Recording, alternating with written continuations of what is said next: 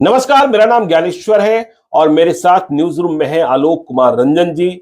बहुत ही बड़े कानून के जानकार हैं। दिल्ली में इनका बहुत ही बड़ा लॉ इंस्टीट्यूट है, एम्बिशन लॉ इंस्टीट्यूट, जहां से जजेस तैयार होते हैं, एलएलबी की तैयारी कराई जाती है, क्लैट की तैयारी कराई जाती है। आलोक जी से हम कानूनी मसलों को समझते रहते हैं।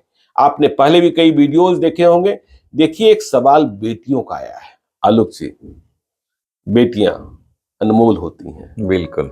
लेकिन भारत के परिवारों में अब देखिए बहुत सारे बदलाव आए हैं, लेकिन अब भी यह कहा जाता है, बेटियों ने ही सवाल पूछा है, ठीक से जवाब दीजिएगा, आप भी पिता हैं, हाँ, जी। कि पिता की संपत्ति में बेटी का हक कितना। बेटा तो मान लेता है कि जो बाबूजी का वो मेरा, लेकिन बिटिया क्या करे। बिटिया ससुराल चली गई तो तब भी क्या संपत्ति में हक रहेगा कि ससुराल गई सब खत्म। देखिए, जहां तक डॉटर्स के राइट का सवाल है, जी अब तो हम इस जमाने में रह रहे हैं जहां संविधान हमें समानता का अधिकार देता है। जी हम आर्टिकल 14, 15, 16 इन सब चीजों की व्याख्या करते हैं, जिसमें सेक्स के आधार पर कोई डिस्क्रिमिनेशन नहीं किया जाना चाहिए, इसकी बात है। तो इसी क्रम में ना हमारे भारतीय विधि में भी जो हिंदू सक्सेशन एक्ट भी है, यदि हम हिंदुओं की बात करें, मैं आपको मुस्लिम विधि के बारे में भी थोड़ा बताऊंगा। जी तो हिंदू लॉ की यदि हम बात करें तो उसमें बेटियों को लगातार, महिलाओं को लगातार हम संपत्ति में अधिकार दे रहे हैं। जी ये प्रक्रिया 1937 से शुरू हुई, जब उनको हमने रेस्ट्रिक्टेड राइट दिया। 1956 में सेक्शन 14 है हिंदू सक्सेशन एक्ट का, जो कहता है कि महिला के द्वारा जो भी संपत्ति पजेज की जा रही होगी, उसमें और भी बातें लिखी है, वो उसका एब्सोल्यूट ऑनर होगी वो महिला। अच्छा। तो ये सेक्शन 14 हिंदू सक्सेशन एक्ट 1956 में ही आ गया। अब धीरे धीरे ये चीजें आगे बढ़ती रही, और अब आपको बताऊं कि हमारे वर्ष 2005 में हमने हिंदू सक्सेशन एक्ट में एक बड़ा बदलाव लाया, और उस बदलाव में सितंबर महीने में जाकर के ये बदलाव हुआ था। 9 सितंबर को उस बदलाव में यही लिखा गया कि अब बेटे की तरह बेटियां भी संपत्ति में, पिता के, माता के पूरी संपत्ति में उनका पूरा बराबरी का अधिकार होगा। बराबरी का अधिकार, बिल्कुल बराबरी का अधिकार। यदि 4 भाई बहन है तो चारों को बराबर मिलेगा। बिल्कुल मिलेगा। अच्छा, बिल्कुल मिलेगा। ये बिल्कुल स्पष्ट है। बिल्कुल स्पष्ट है अब कि बेटा बेटी दोनों समान होंगे। यदि भाई नहीं दे रहा है, पिता नहीं दे रहा है, क्या तो बेटी अधिकार मांग सकती है। अधिकार मांग सकती है, क्या वो करना होगा? पार्टीशन सूट लाएगी इसके लिए, किसी भी सिविल कोर्ट में जाकर के। हाँ। सिविल कोर्ट में, या जहां फैमिली कोर्ट्स बन गए हैं वहां पर उस तरह की यदि कोई व्यवस्था है तो वो भी है। तो उन कोर्ट्स में जाकर के वो ये डिमांड कर सकती है कि भाई मुझे बराबरी का हक मिलना चाहिए। पार्टीशन सूट ला सकती। शादी के पहले कि शादी के बाद भी? नहीं, इसका शादी से कोई लेना देना नहीं। अच्छा, मतलब शादी के बाद बिटिया चली गई ससुराल, तब भी वो अपने पिता की संपत्ति पर जी हक मांग सकती है। जी, once a daughter always a daughter. On से डॉटर ऑलवेज डॉटर। जी। लेकिन भाई की संपत्ति पर तो हक नहीं मांग सकती है? नहीं, भाई का और बहन की संपत्ति में भाई का, और भाई की संपत्ति में बहन का ऐसा कोई अधिकार नहीं बनता रूप में नहीं है। चलिए, ये संपत्ति जो है पिताजी ने नहीं, दादाजी ने अर्जित की है, ग्रैंडफादर ने। जी। तो जो दादा की अर्जित की हुई संपत्ति है, क्या उसमें भी पोती को हिस्सा मिलेगा? आपने बहुत अच्छा सवाल पूछा। जी। देखिए, संपत्ति इस संदर्भ में 2 प्रकार की होती है।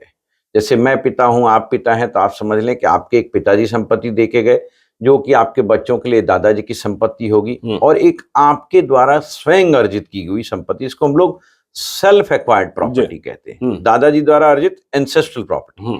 तो एंसेस्ट्रल प्रॉपर्टी में तो परिवार के लोगों को हिस्सा मिलेगा ही मिलेगा, यानी बेटा हो बेटी हो दोनों को बराबर का हक मिलेगा। पत्नी को भी हक मिलता है, आपको पता ही होगा। अब जहां तक सेल्फ एक्वायर्ड प्रॉपर्टी का सवाल है, तो सेल्फ एक्वायर्ड प्रॉपर्टी में जो पिता है या माता है, चूंकि संपत्ति उसने स्वयं अर्जित की है, तो यदि वो चाहे तो अपनी प्रॉपर्टी को सेल कर सकते हैं, किसी को गिफ्ट कर सकते हैं, विल कर सकते हैं, अपने एक बच्चे को भी कर सकते हैं, कोई मनाही नहीं है। लेकिन मान लीजिए कि उनकी मृत्यु हो गई और ये सेल्फ एक्वायर्ड प्रॉपर्टी रह गई, जैसे आपने कोई मकान खरीदा है और वो मकान रह गया, आपकी मृत्यु हो जाती है, तो उस मृत्यु हो जाने के बाद जो आपका वो मकान है, अब वो भी पैतृक संपत्ति में आएगा। अब उसका भी बंटवारा उसी प्रकार से होगा जैसे एंसेस्ट्रल प्रॉपर्टी का होता है। तो उस सेल्फ एक्वायर्ड प्रॉपर्टी में भी सभी बच्चों को बराबर का अधिकार मिलेगा, चाहे वो बेटा हो चाहे वो बेटी हो। नहीं आलोक जी, मैं और समझना चाहता हूँ। जी। बेटियों की बात हो रही है, बेटियों जी। का ही सवाल है। जी पिताजी ने संपत्ति खरीदी, माताजी ने संपत्ति करी, जी और पिताजी ने जीते जी सारी संपत्ति बेटों को गिफ्ट कर दी। जी। बेटियों का हक तो खत्म हो गया। यदि सेल्फ एक्वायर्ड प्रॉपर्टी है तो कर सकते हैं। जी हाँ। अच्छा, इसमें कोई रोक टोक नहीं है? नहीं।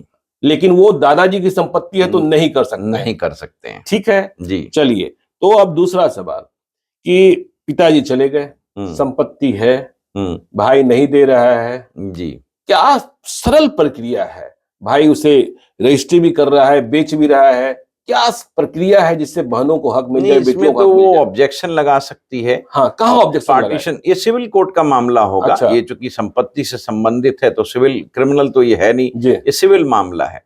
तो सिविल मामले में वो इंजंक्शन ला सकती है, वो मैंडेटरी इंजंक्शन के लिए जो है कोर्ट में प्रे कर सकती है। और पार्टीशन सूट सबसे आसान तरीका है। नहीं, पार्टीशन सूट आसान तो है, लेकिन आप कोर्ट को समझते हैं, अदालत को समझते हैं, प्रक्रिया इतनी जटिल है कि जब तक वहां कोई फैसला होता है इतने साल लग जाते हैं, तब तक सारी संपत्ति बिक जाती है, तो बेटियों को हक ही नहीं मिलता है।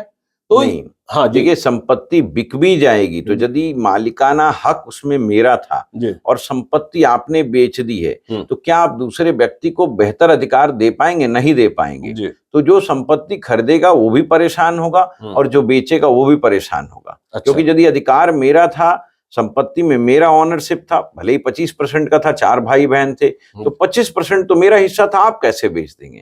यदि आपने बेच दिया है तो प्रॉपर्टी आपको वापस करनी पड़ेगी या पैसे वापस करने पड़ेंगे। पैसे वापस करने? जी हाँ, बिल्कुल। चलिए, ये तो हो गई इमूवेबल प्रॉपर्टी के बारे में, जमीन जायदाद के बारे में।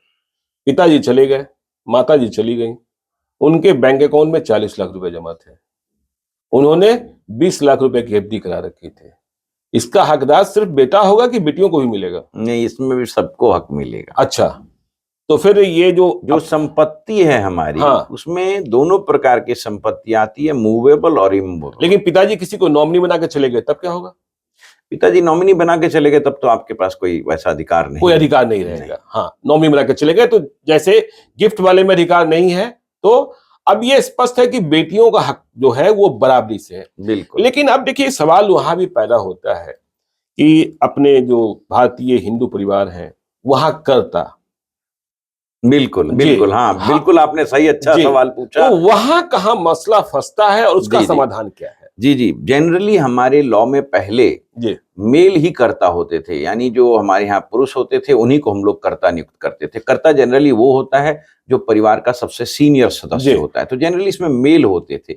लेकिन अब लॉ में जो आपको मैंने अभी कहा कि सितंबर 9, 2005 से विधि में परिवर्तन किया गया, उसमें जब से बेटियों को बेटे के बराबर बना दिया गया, तो जैसे पहले बेटे कर्ता बन सकते थे, अब बेटियां भी कर्ता बन सकती, पत्नी नहीं। जी, आपके परिवार में आपकी बेटी कर्ता बनेगी, आपकी पत्नी नहीं बनेगी। अच्छा, आपकी पत्नी अपने पिता के परिवार में कर्ता बन सकती है जी, और आपकी पत्नी का बेटी के रूप में अपने पिता की संपत्ति में अधिकार होगा। जी जी, मतलब 4 भाई बहनें हैं और बहनें बड़ी हैं, तो परिवार को लीड करने का अधिकार जो है वो बहन को ही प्राप्त होगा। जी, मतलब अब तो नियम यही है ना? बिल्कुल बिल्कुल बिल्कुल, बिल्कुल। तो मुझे लगता है कि यह वीडियो सुनकर आलोक कुमार रंजन जी ने जो बातें बताई हैं, बेटियां और बहनें खुश हो जाएंगी। उन्होंने सवाल पूछा था, तो ऐसे ही सवालों को लेकर हम आते रहते हैं और आपके सवाल हम जवाब दिलाते हैं जो कानून के जानकार हैं। तो देखते रहिए। यदि अब तक आपने हमारे YouTube चैनल को सब्सक्राइब नहीं किया है तो जरूर कर लीजिएगा, और यदि इस वीडियो को फेसबुक पेज के माध्यम से देख रहे हैं तो पेज को लाइक कीजिएगा, ट्विटर पर भी हमें फॉलो कीजिए। धन्यवाद।